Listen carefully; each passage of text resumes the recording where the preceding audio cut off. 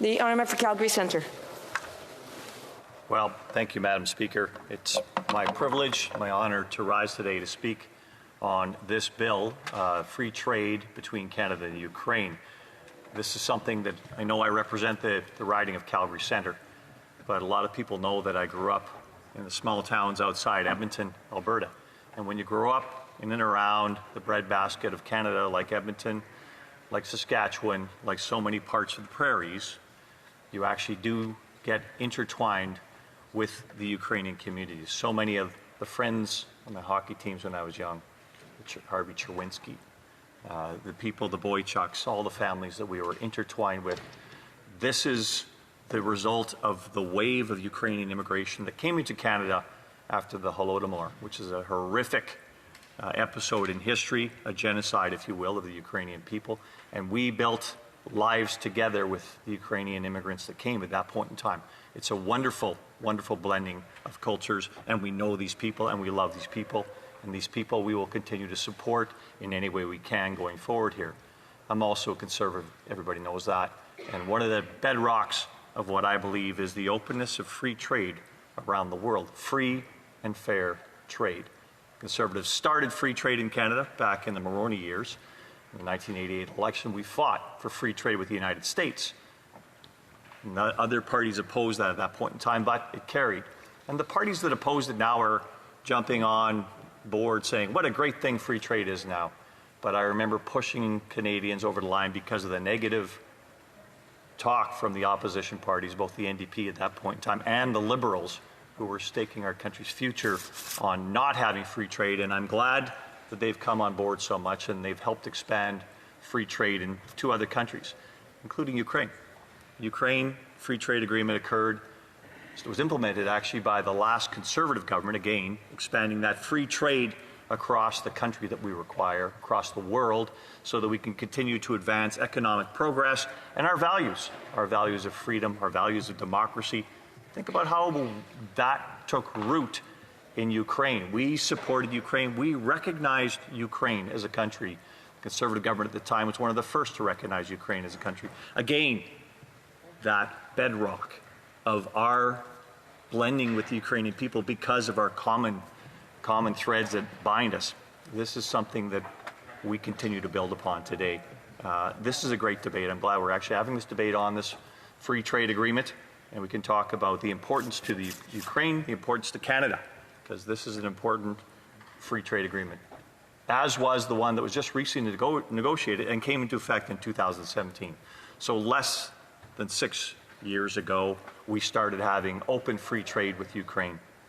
And what happened since then, of course, is just over around 2 years ago, of course, close to 2 years ago, Vladimir Putin invaded Ukraine.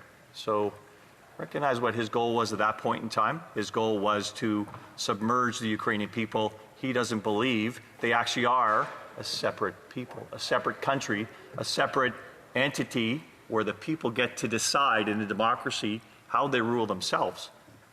Now, we stand for that. We stand for that here in Canada. We stand for that around the world. Democracy is something we need to uphold, and we will uphold it anywhere we can. And my party, and I hope all parties in this House, agree on that this is a bedrock of democracy. We continue to support democracies around the world. We continue to strongly support the people of Ukraine in their struggle against an oppressor that is on their border and inside their border, actually killing people on a daily basis.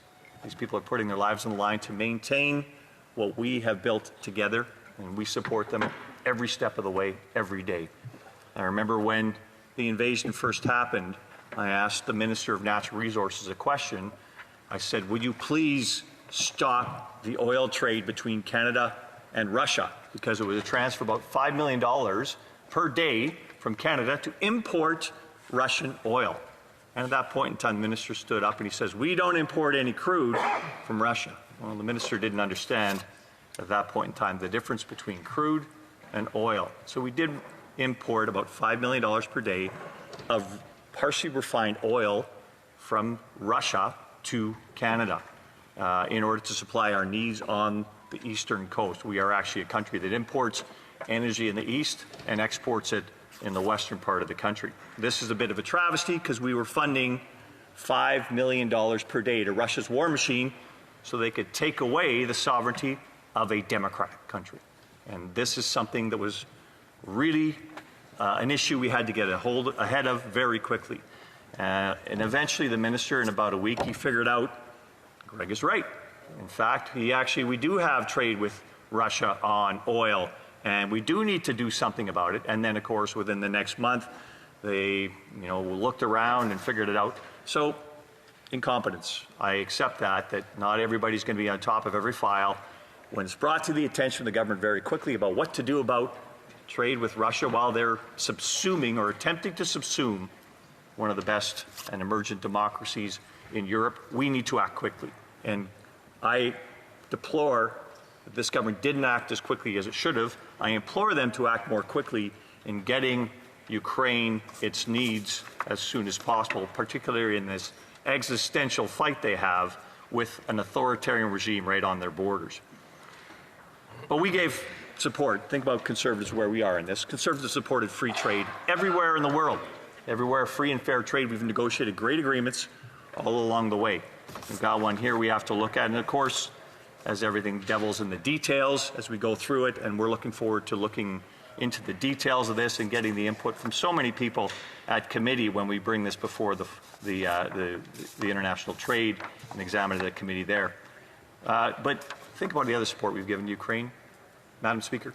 We've actually helped them build their military under the Harper government. We brought a whole bunch of expertise over where effectively their ability to defend themselves at this point in time is largely dependent upon the fact that Canada stepped up at a time when danger wasn't on the horizon, but Ukraine needed our help to build the infrastructure, build that security that has sustained them at this point in time and ensured that they don't just become subsumed by a much larger entity, Russia, Vladimir Putin's Russia, just like they have been historically. It's called the Bloodlands for a reason, Madam Speaker. A lot of conflict has happened here over the centuries. But I'll go on here. We talk about all the things we could be doing with Ukraine at this point in time if this government would actually look at what trade means to this country. We don't have liquefied natural gas going to Europe. Why not? Because we've had our head in the sand about the #1 way we can contribute to fixing global warming around the world, and that is to get so many countries off of coal. Who has stepped up in that case? Vladimir Putin's Russia. They export natural gas everywhere they can. They had pipelines into Europe. They have pipelines through Ukraine going to Europe. They actually have pipelines of natural gas supplying people that they're fighting against at this point in time. We stand against this. We think that there should be the availability of resources from a democracy like Canada to be able to supply Europe with the energy needs they require at this point in time. I want everybody to know that when conflict happens, like a war in Russia-Ukraine, resources are everything. If you don't have the resources to fund your democracy, you have to capitulate eventually. So we need to continue to supply those resources and think about what we can do here. Think about how we can displace the Russian oppressors here. We can actually replace their natural gas with Canadian liquefied natural gas. We can replace the fertilizer. They're the #1 and 2 exporters of fertilizer around the world. Canada actually is the swing producer, and we could actually get a whole bunch of fertilizer, potash, offshore to actually displace Belarus and Russia, who are funding a war machine that is challenging the existence of Ukraine at this point in time.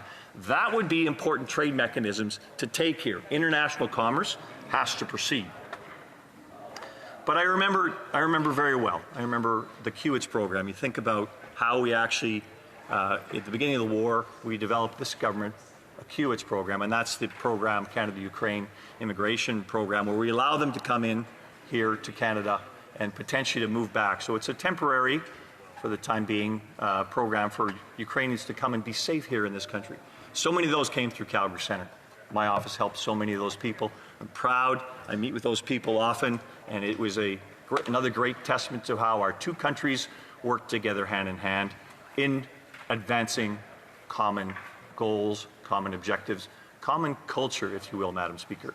Let's see how this free trade agreement melds into that. I'm happy to take some questions at this point in time. Thank you, Madam Speaker. Excellent.